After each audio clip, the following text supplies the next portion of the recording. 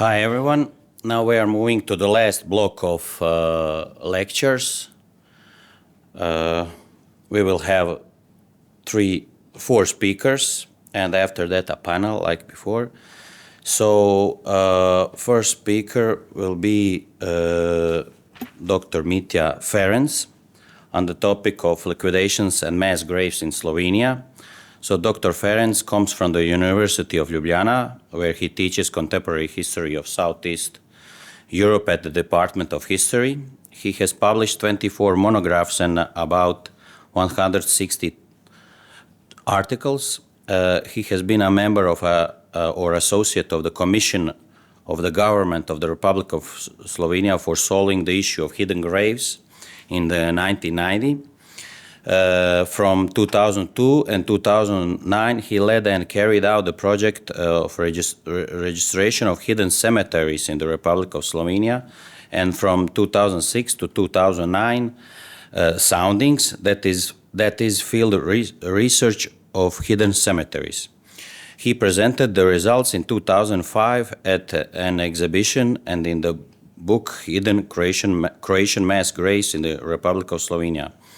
In 2011, he edited and co-authored an extensive documentary book, Huda Jama, about the most mysterious and hidden burial ground in Barbara's Trench in Huda Jama. He is a member of the Slovenian Croatian Commission for War Cemeteries. His topic is going to be liquidation and mass graves in Slovenia. Dr. Ferenc, floor is yours.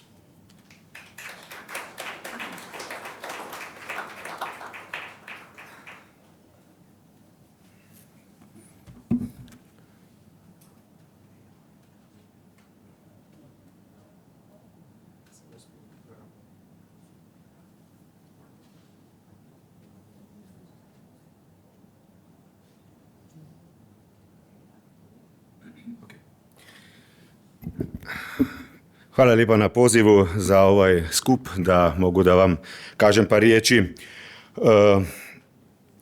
about the topic with I research 30 years.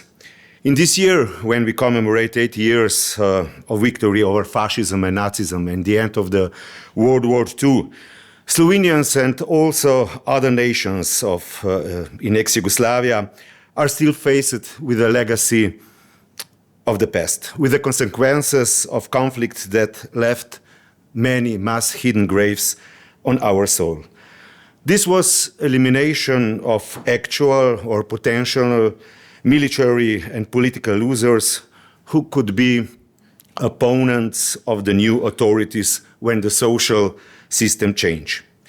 The brutal showdown between the new Yugoslav communist authorities and defeated real or imagined opponents was unique in Slovenia in many ways. Firstly, because of the exceptionally high number of victims in the post-war period. Tens of thousands of people were already liquidated without trial on Slovenia territory. The massacres were carefully planned and organized. Years ago, we found a secret military police report of the First Army and orders to lower units. Individual guilt, individual responsibility was not established or was only exceptionally.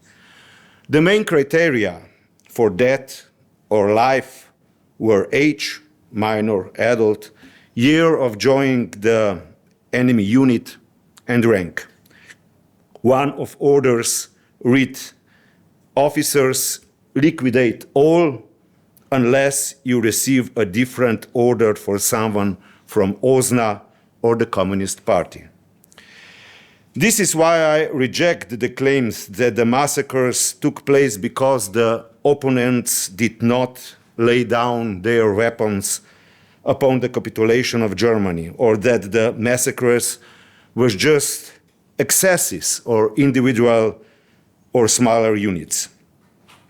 The specificity of the Slovenian and Yugoslav situation, and by which we differ from Western democracies and the culture of remembrance, is that the crime committed by the new authorities was even worse because of the deprivation of the right of those people, soldiers and civilians, to their own graves, or in other words, their erasure from public memory. Mass graves, individual graves, and victims in them did not exist. Official censuses of victims did not include them. Relatives did not receive death certificates. Children and relatives were monitored by the political police. As I will try to explain to you, their dignified burial is still problematic nowadays. The latest data show in Slovenia that 100,133 residents of Slovenia died during the war, which is 6.7% of the total. Of this, 15%, 15,000, were murdered after the war. However, it is necessary to take into account several tens of thousands of victims of prisoners of war and civilians of other nations of the former Yugoslavia, as well as Germans and Italians murdered in Slovenia after the war. But it is known for the history that such crimes, murder sites, and victims in them cannot be hidden forever. Those who managed to escape from the mass graves and emigrate testified about this. But in Yugoslavia, this was not allowed to be discussed. So this caused pain to the relatives of the victims for decades. Especially after first free multi-party democratic elections in March 1990, and after the reconciliation ceremony, or let me say symbolic burial of the Slovene Home Guards in July 1990 in Kočevski Rok, as you know, which is the symbolic place of the massacre, we expected the state to catch up more quickly with the basic norms of civilization, to discover and mark the graves, exhume them, identify the victims, and issue death certificates. However, there were many difficulties and deceptions along the way. In the first decade, first 10 years, after the abolition of the one-party communist system and democratic changes, the state intended to solve the problem with only two symbolic monuments. The first monument on the site on the Teharje concentration camp near Celje, from when prisoners were transported to the killing fields, and the second monument in Kočevski Rok. In researching the background of the post-war murders, a great deal of work was done by the Parliamentary Commission in the period 1992 to 1996, which integrated persons who collaborated in the liquidations, from the highest commissioner of OZNA to chauffeur in transports and other people familiar with the killings. This commission expressed the responsibility of the political, party, and military structures of the time. But research and exhumation from graves for soldiers and civilians of Slovenians and the peoples of ex-Yugoslavia were not possible. But while Slovenia concluded agreement with the former occupying powers, with Germany and Italy, in the second half of the 1990s, so German soldiers are exhumed from their graves and transferred to 3 German military cemeteries in Slovenia, while Italian soldiers are transferred to a military cemetery in Italy. Let me share with you the latest information from the Slovenian-Croatian Commission for War Graves, which is a few days old. Croatia will take over the remains from those graves where the victims are members of the armed forces of the independent state of Croatia. If during the previous regime human remains were found during construction work, the secret police removed them. After the democratic changes, however, in the event of accidental finds, the investigating judge could order a partial or, let me say more rarely, complete exhumation. The remains, however, remained in the warehouses in the Institute of Forensic Medicine and were therefore not buried.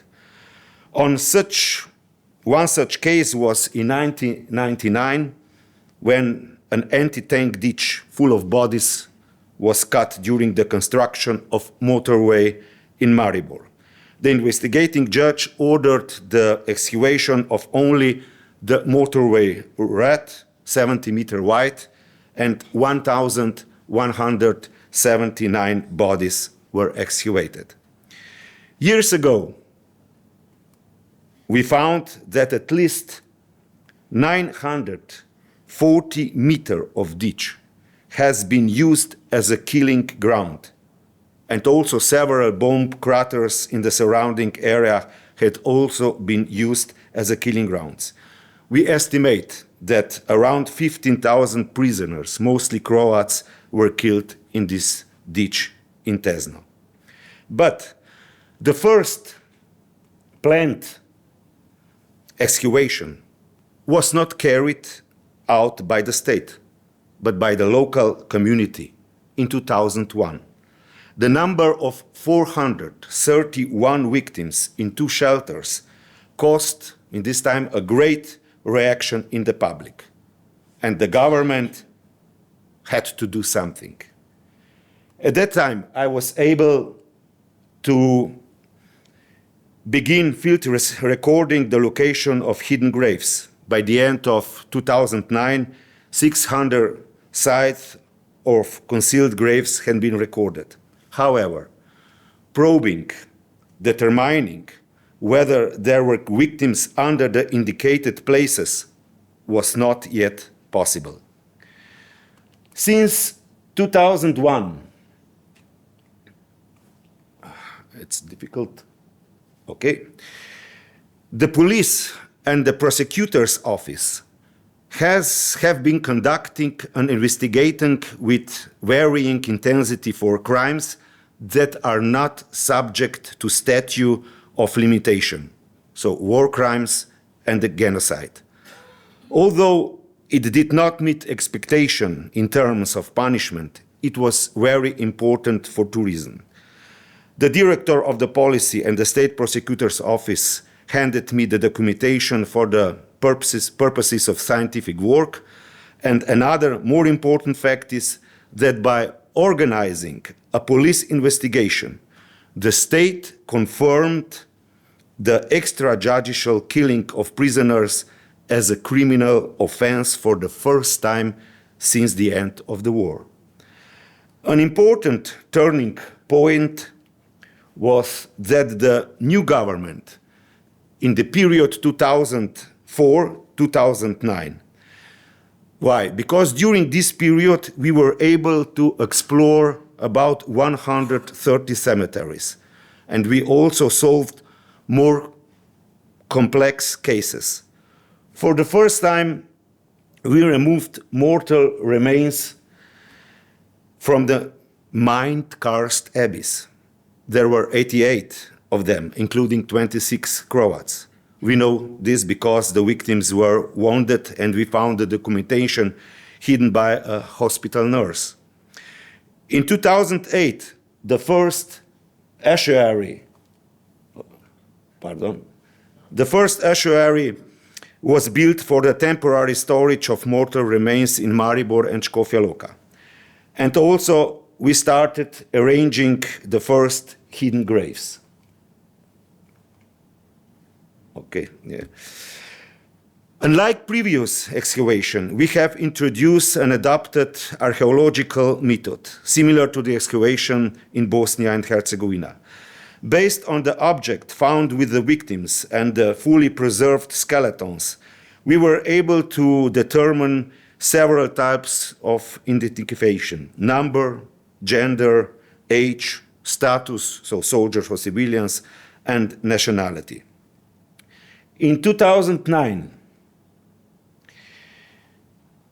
we decided to try to confirm the murder scene. The murder scene in mine shaft.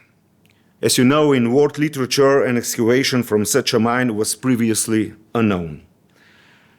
First, after 8 months of work, we found a white mass of people in a horizontal shaft who had not decomposed due to the lack of oxygen and humidity. The police later found that the prisoners had to lie on top of the already murdered victims. They were in 6 layers. In a vertical shaft, 48 meters deep, the investigating judge ordered only 5 meters to be removed, just to determine how many victims could be in the shaft. The discovery was so shocking that, contrary to expectation, the left-center government stopped further research for several years. The undecomposed remains remained in the mine for years. But on the other hand, this Hudayama mine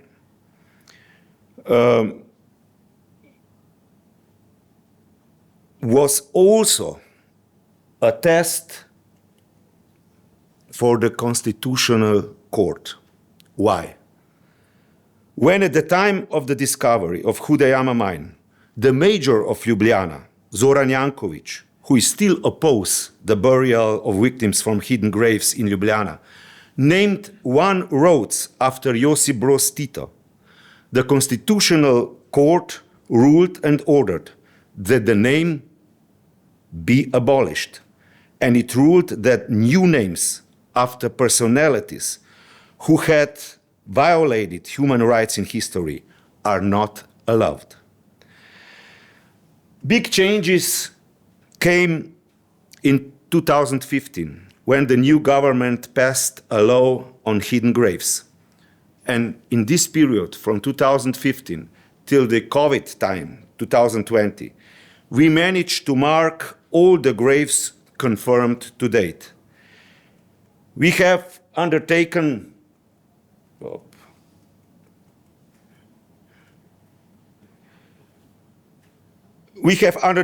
a large number of exhumation and field verification of graves. For example, part of the anti-tank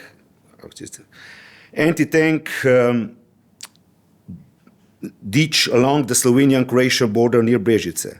Among others, 14 graves can be exhumed in which the victims are Croats or a combination of Croats and Slovenes. 40 graves have also been confirmed where the data identified the graves as Croatian. Research of graves also brought unexpected results. For example, the People's Voice was convinced of the existence of a grave of murdered civilians, members of the German minority. However, excavation showed that soldiers of the independent state of Croatia were murdered there. During this period, quite a few actions were taken that greatly influenced the civilized attitude towards the silenced victims. In addition to the adoption of the law, on the basis of which we carried out numerous exhumations, I should mention the role of the former president of the state, Borut Pahor, who apologized to relatives on behalf of the state for communist violence during the war, then the statement of the Slovenian Academy of Science and Arts, and also the construction of a monument to the victims of all wars. In 2019, we undertook a major excavation of a mined karst cave. 3,000 cubic meters of rocks had to be removed to reach the first skeletal remains. In 1945, around 12 people managed to escape from this cave and escape abroad. 3 of them, on the slide, wrote down their memories in immigration and relived the horror of being among the corpses for several days. Because a long tree fell into the cave during the mining, some of them managed to climb out of the cave. A forensic anthropologist analyzed the skeletal remains. They belong to 3,450 men. And again, as in the years before, when researchers came to surprising conclusion, there were objections to basic civilizing action, such as the burial of mortal remains. The death of around 15,000 Slovenian home guard after the end of the war and the lack of civilization action have resulted a split in a Slovenian society. Relatives of victims are waiting for a decent burial, while on the other hand, the parties, successors of the Communist Party and the Union of Partisans, oppose fundamental civilizing norm. This is the right to know and the right to be buried. Many have a point of view. They were traitors, so they don't deserve a grave. And they oppose exhumation and burials. Reconciliation is also difficult because the other side emphasizes only the fight against the communist violence while forgetting about the collaboration with the occupier. The city authorities in Ljubljana do not allow their remains to be buried, nor the remains of gypsies victims killed by partisans during the war. The government of Slovenia wants to silence the problem, and they don't even dare to discuss it with the mayor of Ljubljana. And so, bags of skeletal remains await a permanent, dignified burial.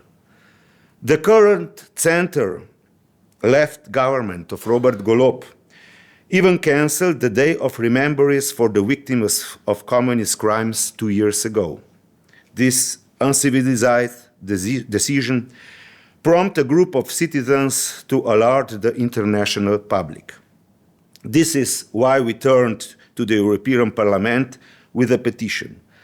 With it, we wanted to warn that the attitude towards the victims of one of the 3 totalitarianisms in Slovenia is different than it should be, and as it stated by the European Parliament resolution of April 2009 on European conscience and totalitarianisms. The resolution warns that the victims of all 3 totalitarianisms, fascism, Nazism, communism, must be treated equally. The European Committee on Petitions supported our petition. I had the opportunity to defend it last year and again this year before the new members of the European Parliament. The Committee on Petition adopted a decision to keep the petition open, and a few days ago also adopted a resolution, which was approved by the European Parliament in plenary session yesterday.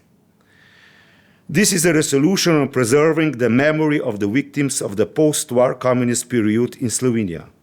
Among other things, it expects Slovenia to return the Day of Remembrance of the victims of communist violence and to bury the dead with dignity.